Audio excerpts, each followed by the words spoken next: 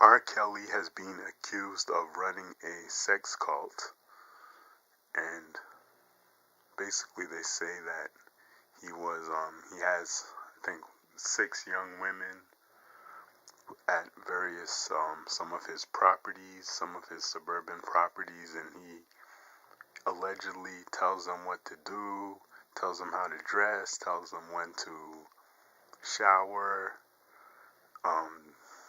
and when they could talk to their families, and when they could have sex with him, and he records it. So anyway, so he was accused of, they're saying he's running the sex cult. Now, of course, R. Kelly, I'm sure if people know who R. Kelly is, they've most likely heard about his various scandals that he's been involved in. Now, I believe in the 1990s, first of all, he married 15-year-old singer Aaliyah. He married Aaliyah when she was 15, and she was his protege. So anyway, so he married her when she was 15, and I guess then they annulled the wedding or something.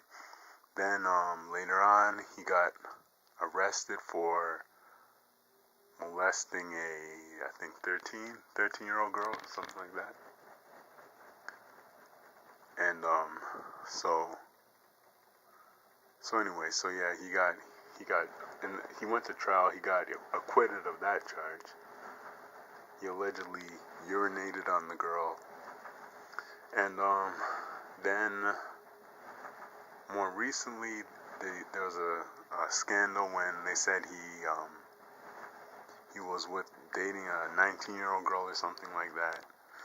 Then later on, actually I read an article. Now I can't remember which newspaper published it or which journalistic platform published it, but it basically went and investigated and said that R. Kelly he was having sex with a lot of teenage girls for a long time. He was getting them pregnant, paying for abortions. He was getting sued all the time. They were suing him. These girls were putting lawsuits against him. He was going to music programs in schools to meet girls.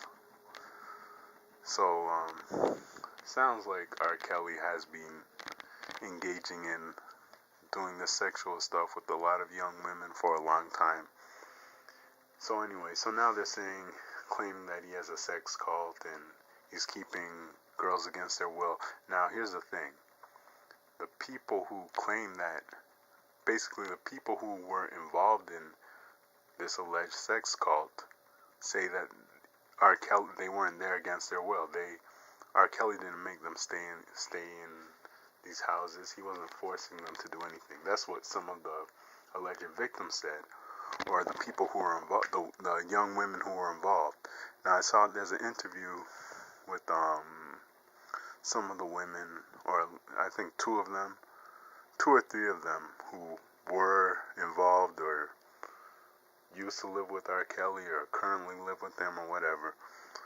2 or 3 of them have come forward and said that they weren't being held against their will. So, I mean, if R. Kelly was holding women against their will, that would be something different. I think he would probably get some serious charges for that, because I mean, some people say that celebrity protects people, but on the other hand, a lot of times police and prosecutors like to go after famous people because it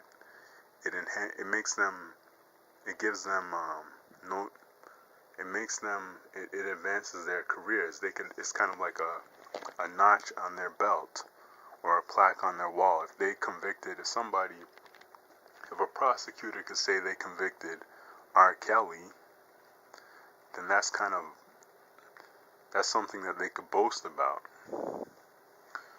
That's something that they could put on their resume. The person who convicted R. Kelly.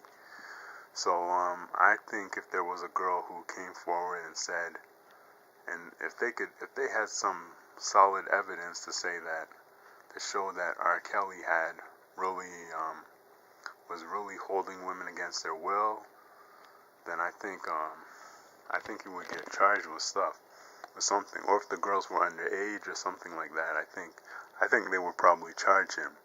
But right now it looks like these young women are with R. Kelly consensually.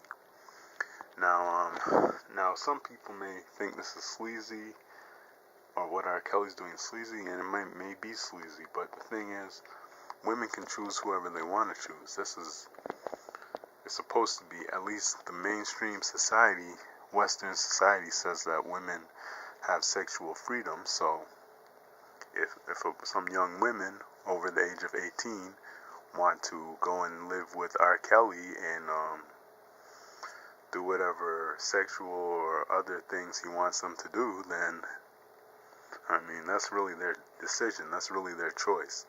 Because if you don't want, and R. Kelly, basically, R. Kelly's not the only man who has done this. If you look at the thing is, women go for status, so that's why high status men can do stuff like this.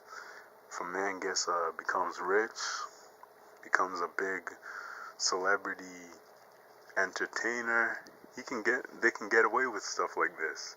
Women flock to them. Women will put up with this because he's R. Kelly. Same thing with Hugh Hefner and Charlie Sheen.